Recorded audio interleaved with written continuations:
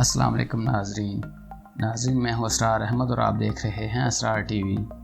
नाज़रीन, आपने अपनी ज़िंदगी में बहुत से खूंखार जानवर देखे होंगे जो अपने दुश्मनों पर हमला करके उसे हर कीमत पर मार देते हैं। इस तरह के जानवर दूसरे जानवरों से जिसामत में ज़्यादातर बड़े होते हैं या इनमें ज़्यादा ताकत होती है, लेकिन आज हम जिस जानवर के बारे में आपको बताने जा रहे हैं इसकी जिसामत बहुत बड़ी नहीं होती और ना ही वो बहुत ज़्यादा ताकतवर होता है, बल्कि वो अपनी बेखौफी और बहादुरी की वजह से दूसरे जानवरों को तिगनी का नाच नचाता है। इसकी हर बात अनोखी और कमाल है, इसलिए इस वीडियो को एंड तक ज़रूर देखें ताकि आप कोई चीज़ मिस ना करें। तो चलिए शुरू करते हैं।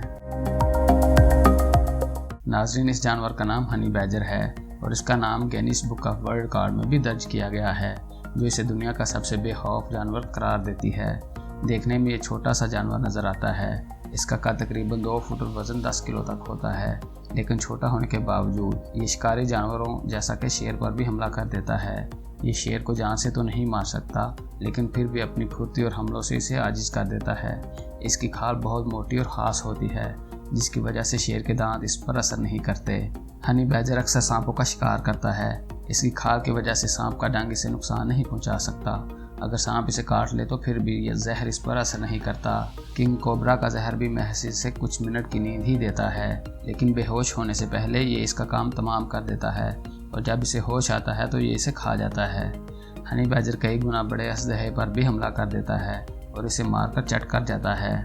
अपने शिकार पर हमला करने के दौरान ये कांटों से भरी हुई झाड़ियों पर भी चढ़ जाता है और इसका खात्मा करके ही छोड़ता है। इसके अलावा जब इसे भूख लगती है तो ये दूसरे जानवरों के बच्चे और अंडे भी खा जाता है। इसे पालने वाले और इस पर तहकीक करने वाले साइंसदान भी इससे बहुत नालां रहते हैं, क्योंकि ये हमेशा कैद वाली जगह से भाग जाता है। ये इतना होशियार होता है कि जंगले का ताला आसानी से खोल लेता है।